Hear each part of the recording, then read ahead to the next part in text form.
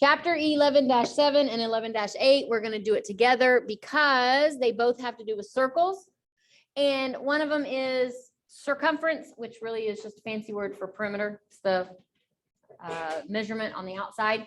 And then the other is area. We've done perimeter, we've done area of other shapes. So I figured we could kind of clump these together and get through chapter 11 and finish chapter 11 today rather than spreading this out over 2 days. All right. Couple of things. I've given you a nice, beautiful circle here for you to take your notes in. For those of you at home, sorry, you got to draw your own circle. But we're going to label some terminology. This should all be review. Okay. So the first thing, this is the hardest one, but I feel like you guys can get this. This right here is called the center. I know that one was tough, but I knew you could get it. Center of the circle. It's the exact center of the circle. Okay. The next thing we're going to label is the line that passes through the center and goes from one side to the other is called the diameter.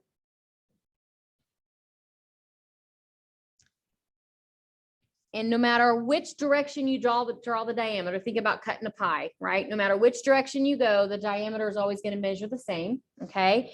The next thing that we're going to label is from the center out to the edge, and that is called the radius. And again, if the radius going in one direction is a certain measurement, it's going to be that measurement all the way around the circle, okay? The last thing that I want to, sorry, just going to point to that. There you go.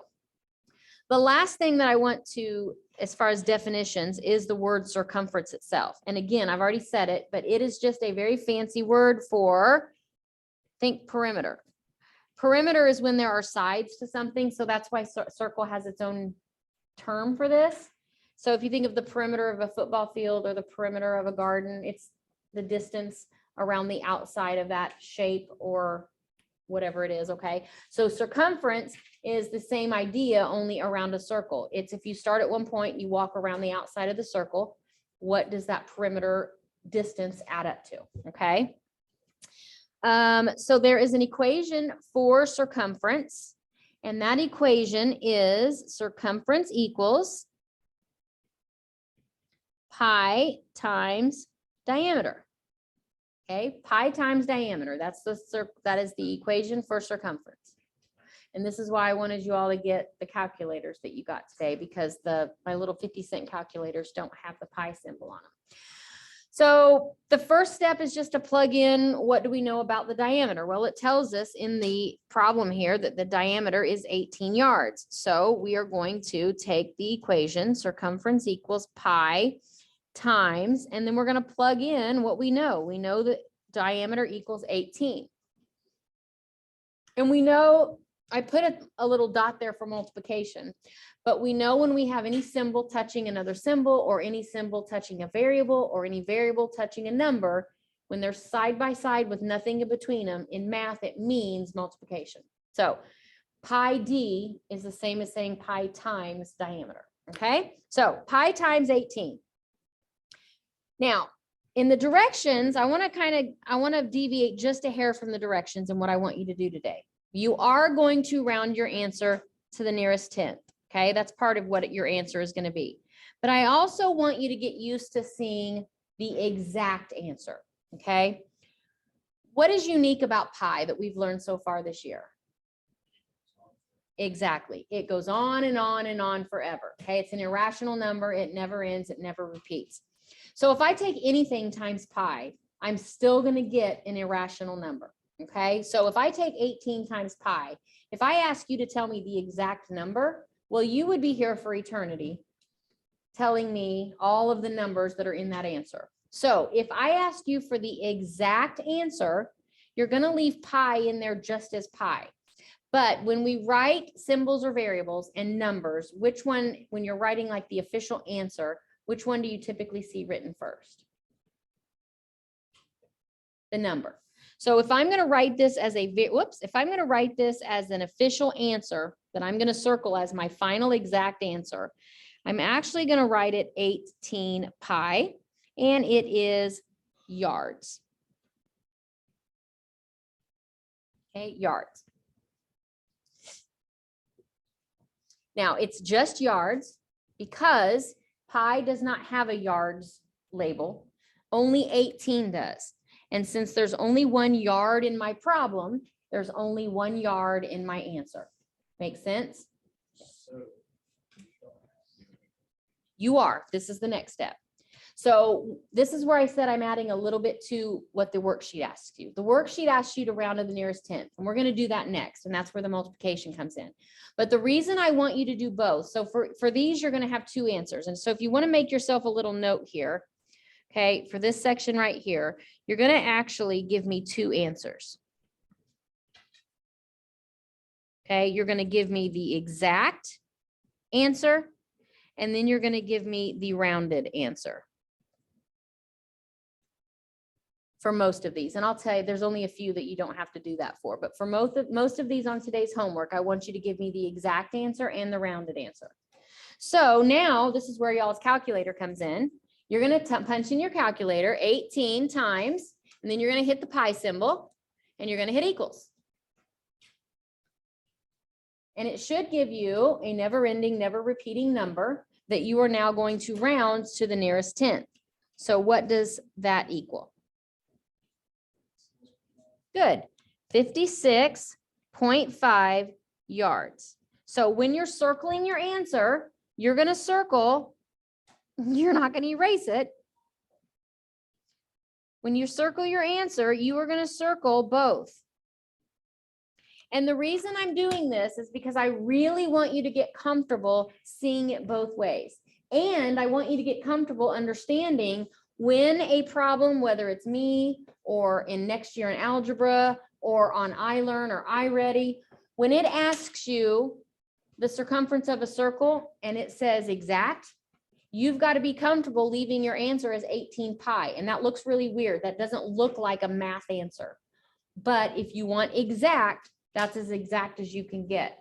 Then if it says round to the 10th, round to the 100th, round to the 1000th, whatever, then you're going to actually punch it in your calculator and round it and get an approximation. Make sense?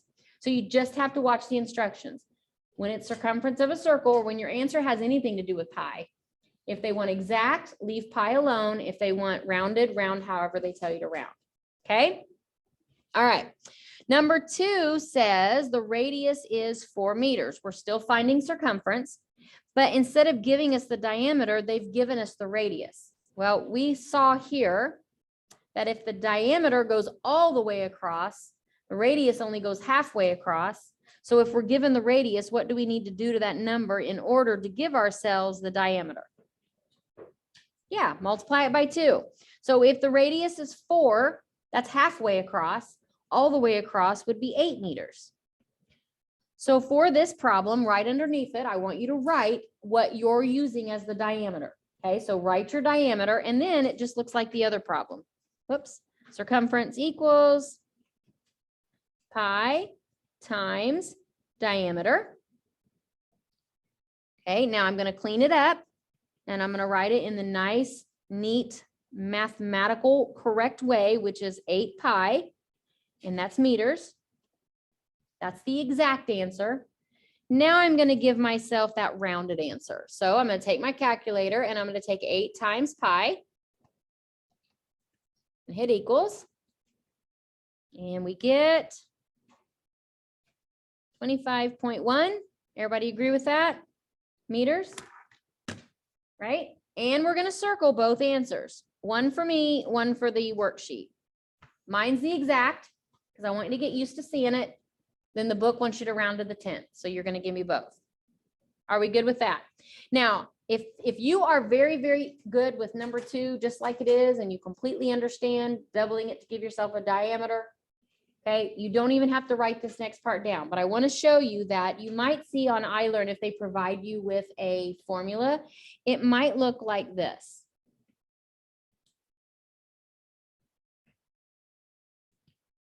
2 pi r, meaning twice the radius times pi. Did we do the exact same thing? Okay, if we plug it in here, 2 times pi times our radius, which is 4, right? 2 times 4 is 8 pi. Notice that we got the exact same answer. I personally like only having to memorize one equation. So I like just knowing that circumference is pi times d, and y'all are smart enough to find d, whether or not you're given radius or diameter, you can find diameter. So I like just memorizing one equation, but if you're very comfortable with this, because you guys have probably been doing this for several years, I don't care which equation you use, but if you use this equation right here, I need you to show me what you're calling your diameter. Okay? Or you can just use this equation and multiplying it by 2 is built in. Sound good? All right. On this section, I'm not really going to work this. I'm just going to show you what you're going to do because there is a section like this on your homework. So it says, find the corresponding measurements. Well, these are all circumference, which means I'm going to have to find the circumference of this, which means the diameter here is 17. So pi times 17. And when I punch that in my calculator, it's going to equal 53.4. So my answer is going to be drawing a line between number 9 and A, because A ends up being the answer to number 9. Show the work, draw your line to the corresponding column on the right. It tells you that in the directions, but I'm just pointing it out for you. For this one down here, it would be C equals pi times 6.5. When you punch it in your calculator and draw your line, it's going to end up connecting to B. That's all you do on your homework as well. Okay. Find the circumference, connect it to the matching one. All right. This one, I'm not going to spend a whole lot of time on. It is a story problem. You will have a story problem like this on your homework. It is not difficult if you just read through it. Okay. A basketball goal is 18 inches in diameter. A basketball has a diameter of 9.6. How much more circumference does the goal have compared to the ball? So if we want to compare them, first we have to find the two circumferences. So I would say that the goal has a circumference of pi times 18, right? Well, it's kind of nice. We already did this. It's right there. Number one example we did, we know it's 56.5. So 56.5. Now the actual ball itself, we're told it has a circumference. So pi times 9.6, is that right? When you punch that in and you round, you get 30.2. Now, is that my answer? I found the circumference of both, but what's the answer to my story problem? How much more circumference does the goal have than the ball, Jace? Yes. Exactly. Subtract the ball from the goal circumference, and you get 26.3 inches, and that is the difference between the two circumferences. The one on your homework, I think it's paintings. One painting has this diameter, one painting has this. What's the difference? Okay, worded very much the same. Good with the front side. Pretty easy. All right, should be review, so that's why I'm kind of going a little quicker than I normally like to. Area of circles. Only one equation here for area, and that is area equals pi r squared. Should be a review. Area equals pi r squared. The main thing you got to notice here is that you need the radius for this particular equation. So I'm actually going to skip number one. I'm going to do number two first, and then we're going to circle back. So number two, I'm given the radius right here is 17. So my equation is area equals pi times my radius squared. Now keep in mind, that's meters squared. Okay, so when we're writing our answer, first of all, PEMDAS says we do what first? Multiply or square 17? Good. We're going to square 17 first. So I'm going to leave pi alone for right now, and I'm going to square 17. But I'm also going to square the meters, right? Because it's 17 meters times 17 meters. Obviously, you would never have to do it, but this right here is the same as, and you don't even have to write this down, this is just the mental. It's pi times 17 meters times 17 meters. That's what 17 meters squared means. So 17 times 17 is 289. Meters times meters is meters squared. Okay. Now, this is getting there, this is again, you're going to give me two good answers. You're going to give me the exact answer, and then you're going to give me the rounded to the 10th. So the exact answer written in a nice mathematical way is 289 pi meters squared. Doing all right? Now punch that in your calculator. 289 times pi, and tell me what you get as the approximate answer. 907.9, everybody agree? Meters squared. So what am I going to circle? Or square as my answer? Box in, whatever. Both. Exact is for me. Rounded to the 10th is for the worksheet. Okay? Any questions on that one? All right, let me circle back to this one. Why do I need to circle back? Well, my equation needs radius, and I'm given diameter. So if I want to determine what the radius is, what am I going to do with that diameter? Colin? Divide it by 2. My diameter divided by 2 is going to give me, right, my radius. And that's what I need for area. So now that I know my radius and I've written it, I've actually stated it, and you need to do that on your homework. Now I'm going to do area equals pi times 2.5, and this is centimeters, squared. So that's going to equal 6.25 centimeters squared. When you put it in your calculator, 2.5 times 2.5 or 2.5 squared. Now I'm going to clean it up a little bit, put everything in the right order. So my nice exact answer is 6.25 pi centimeters squared. Okay, that's my exact answer. And somebody tell me what my rounded answer is. Go ahead. Everybody agree? I'm taking his word for it. All right, and I'm going to label it centimeter squared, and I'm going to circle both the exact answer and the rounded answer. Everybody good with that? All right, last thing, and I promise you when I write this formula out, please do not have a heart attack on me. It looks worse than it is, and you do not have to memorize this formula. I will always give it to you for a quiz or a test, okay? Because it's kind of beefy, but. So it wants to know the area of a shaded sector, okay? A shaded sector. That just means a shaded partial part of a circle, okay? The area of a partial part. So when you look at the area here, it kind of looks like Pac-Man, right? It's this shaded area right here, and we need to know the area of that shaded area. Well, a couple of terminology things. This angle right here, this 108, which is the shaded angle here, that is called the central angle.